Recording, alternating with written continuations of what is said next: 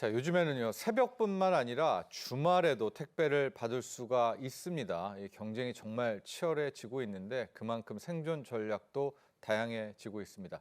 국내 물류업계가 국내가 아닌 해외로 눈까지 돌리면서 이제 K-커머스 중에 물류 분야의 경쟁 본격적으로 불이 붙었습니다.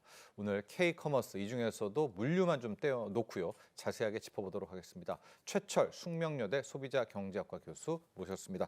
안녕하십니까? 네, 네. 안녕하세요. 자, 오늘 저희가 K-커머스를 다 다룰 수는 없고요. 이 중에서 좀 이제 물류 쪽과 좀 연계된 부분들을 따로 좀 떼어놓고 보도록 하겠습니다.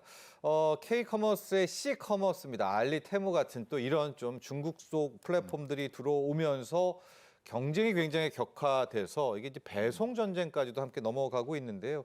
올해 K-커머스의 어떤 분야들, 특히 배송, 물류 쪽만 좀 따로 떼어놓고 정리 한번 해주시죠. 네, 우선 이제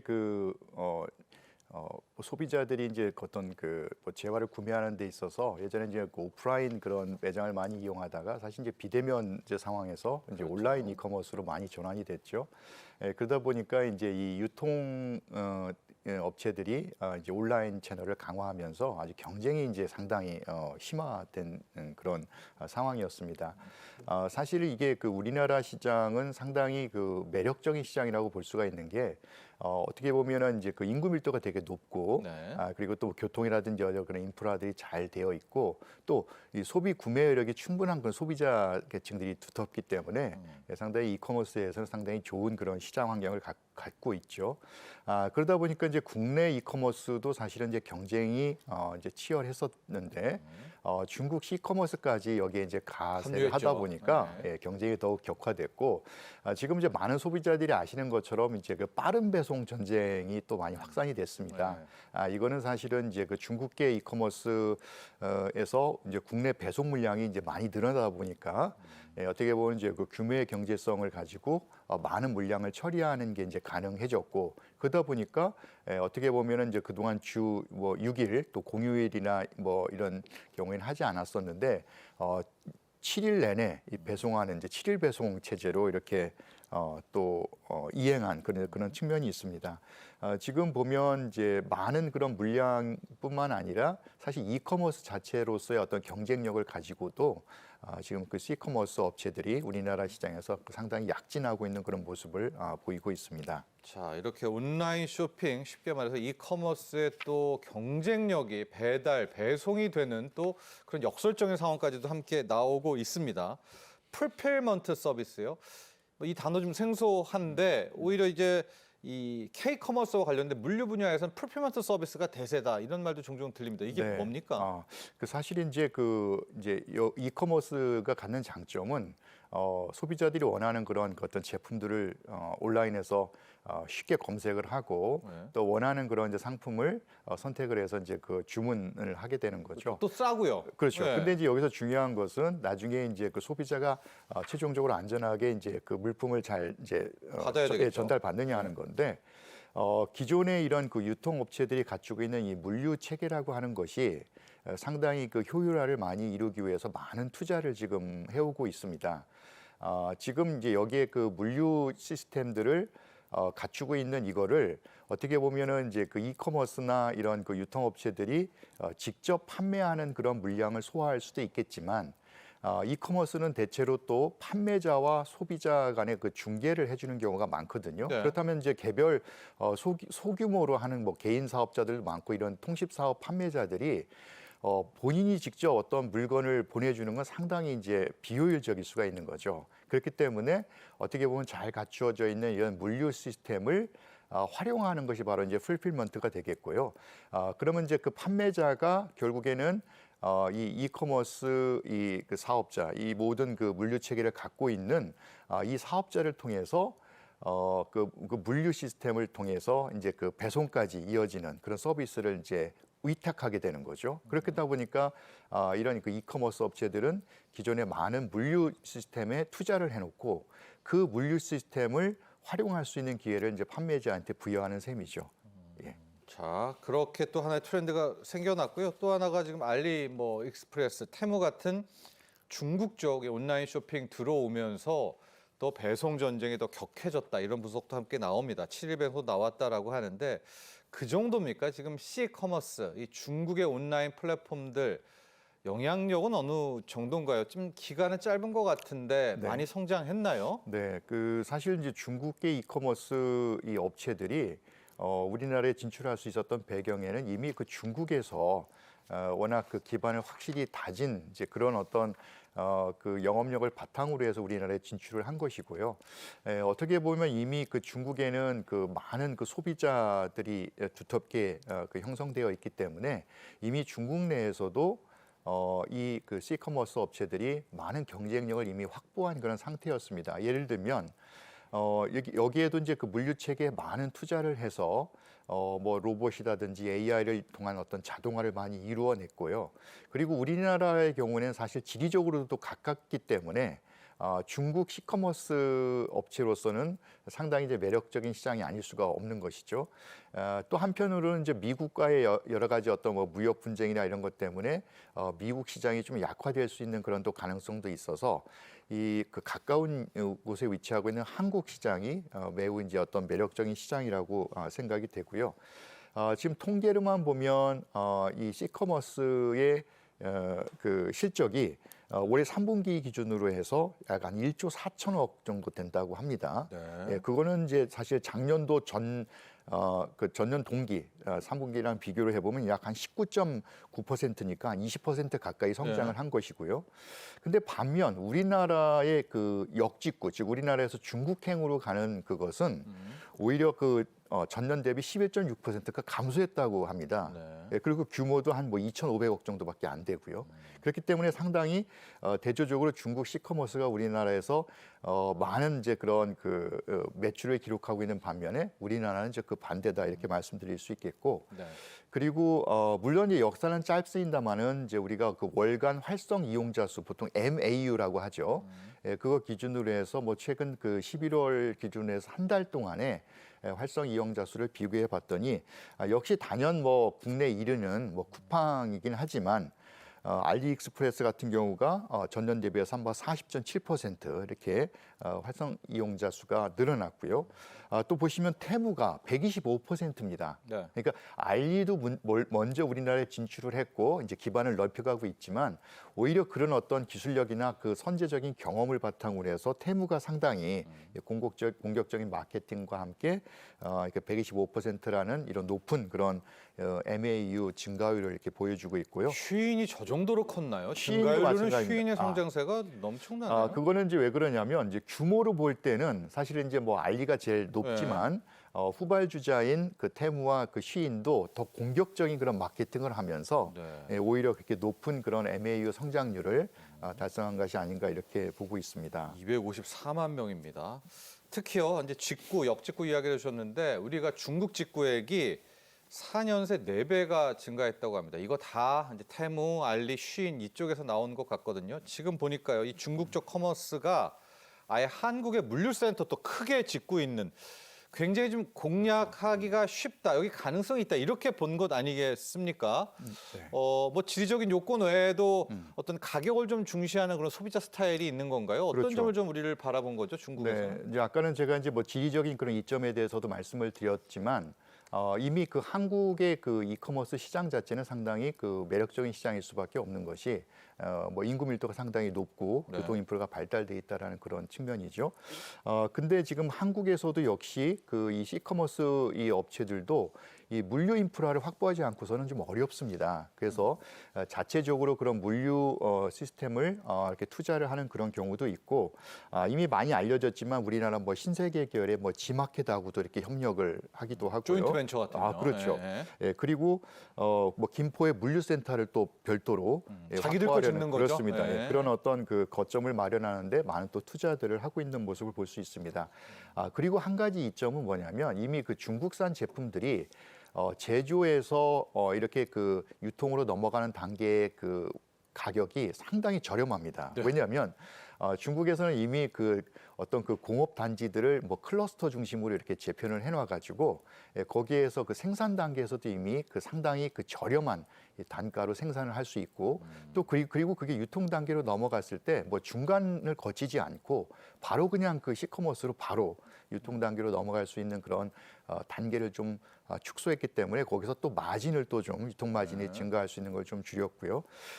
그리고 이제 뭐 우리나라의 투자도 이제 물론 많이 하고 있지만 이 가격 경쟁력 면에서 상당히 우리나라의 그 이커머스 기업과 좀 차별화된 모습을 많이 보였습니다. 또 우리 소비자가 민감하잖아요. 네. 우리 한국 소비자. 당연히 이제 가격에 굉장히 민감할 수밖에 네, 없죠. 그리고 아마 이제 경험 있으신 소비자들은 이제 아마 그런 경험이 있으시겠지만 처음에 구입할 때 상당히 파격적인 그런 그 제안을 많이 하고 있습니다. 그러니까 이 첫 고객이 되는 그런 가능성이 또 매우 커질 수 있는 그런 또 상황이 또 되고요. 네.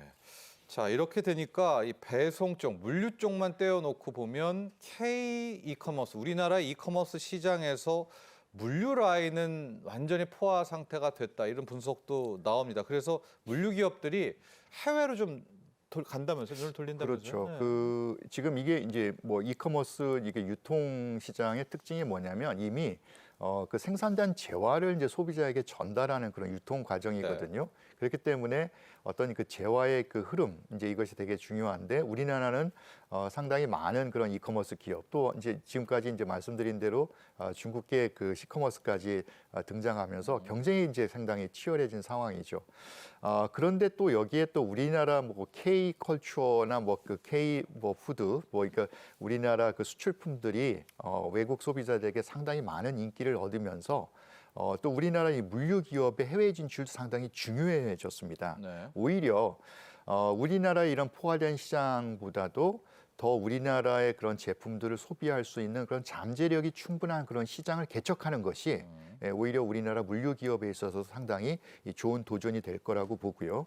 이미 그 많은 그 물류 기업들이 이제 해외 진출을 많이 하고 있습니다. 뭐 미국, 인도, 사우디아라비아 같은 그런 어떤 시장을 겨냥해서 거기에 진출을 하고 있는데 우리나라 그 물류 기업이 할 수 있는 거는 결국에는 이제 우리나라 그 제품들을 더 이제 어떤 경쟁력 있는 그런 어떤 물류 시스템을 거기에 덧입혀서 해외 그 소비자들에게 더 그런 그 저렴하게 또 좋은 품질의 제품들을 제공할 수 있는 그런 기회를 그런 시스템을 만드는 것이 되게 중요하다고 보고요. 네. 결국 이제 외국 소비자도 이커머스에 들어가면 상품을 검색하는 거 그리고 이제 주문해서 배송받기까지 모든 그 과정들이 우리나라 소비자들이 편리하다고 느끼고 거기에서 많은 어떤 또 소비자들의 선택이 이루어지는 그런 부분들에 대한 많은 경험들이 있기 때문에 이거를 또 글로벌 그 시장에서도 잘 적용해서 비용을 그러니까 저렴하게 그러니까 물류 비용을 최대한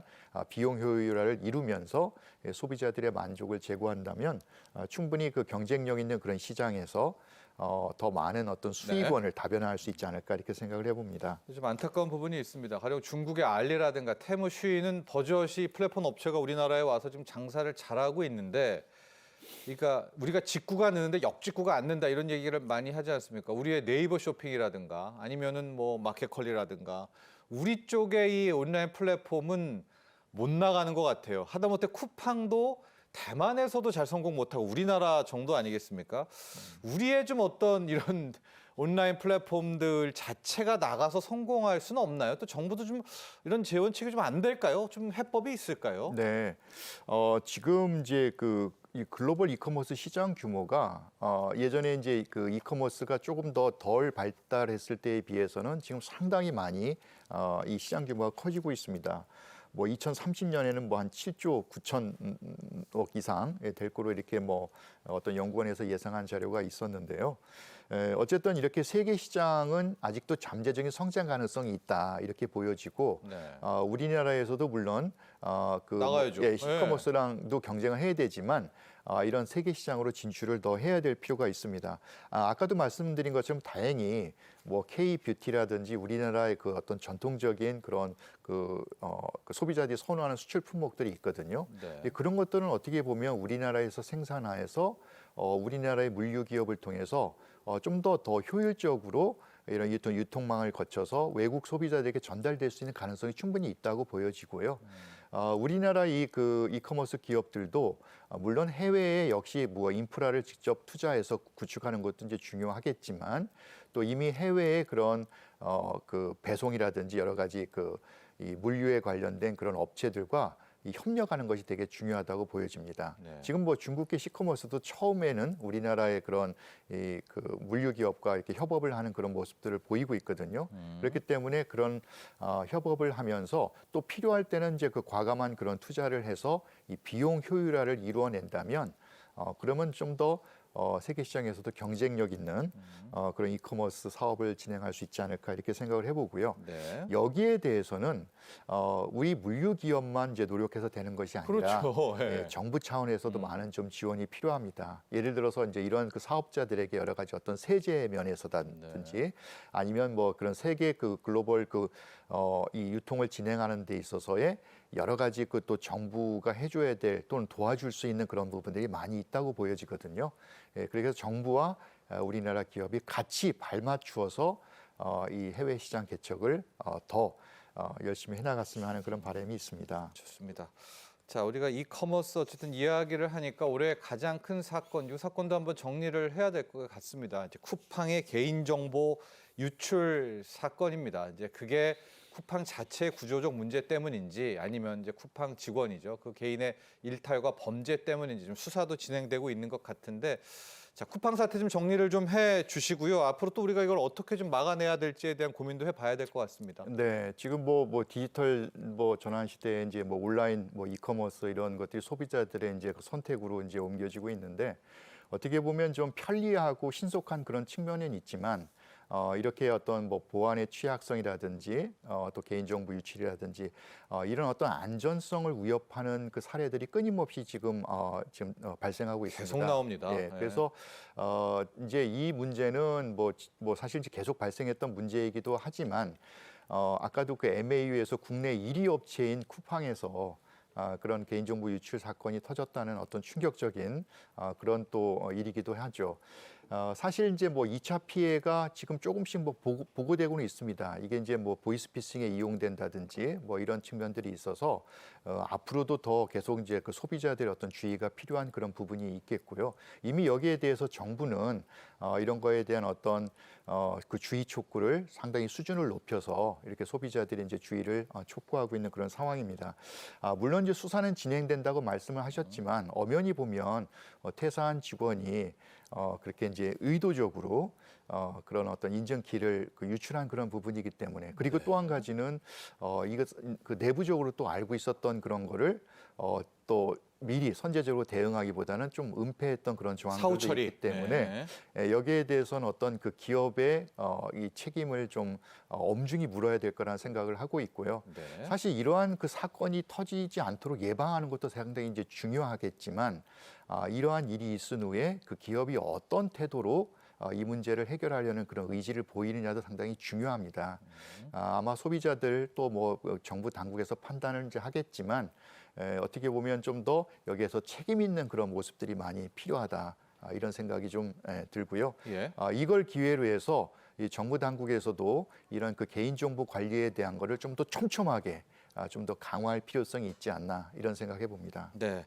자, 엄밀히 말해서 쿠팡도 본사는 미국에 있고 뭐 미국 증시에 상장돼 있고요. 지금 우리 안방에서 중국의 이 온라인 플랫폼입니다. 이 C커머스들이 정말 아주 장사를 잘해가고 있는데 우리 K커머스가 어쨌든 우리 안방의 주도권도 잡아야 되겠고요. 해외도 진출해야 되지 않겠습니까? 해외 쪽 사업도 우리 정부와 기업들 어떻게 좀 힘을 모아서 전략이 필요할까요? 네, 우선은 뭐 시장 정보라든지 뭐 이런 부분들은 뭐 해당 기업에서 좀 발빠르게 그 해당 그 해외 진출한 그런 거점들을 중심으로 해서 많은 시장 파악을 할 수 있을 거라 생각을 하고 있고요. 지금 현재 이제 그 우리나라 그 기업들 간에 예를 들면 이제 그 동시에 같은 그런 지역을 이렇게 또 경쟁적으로 간다라고 하는 것은 어떻게 보면 또 국내 기업 간의 그런 또 경쟁이 과열될 수 있는 부분이 있기 때문에 예. 어떻게 보면 이제 그런 어떤 지역을 좀 더 이제 특화하는 그런 전략에 있어서 좀 조율이 필요할 것 같고요.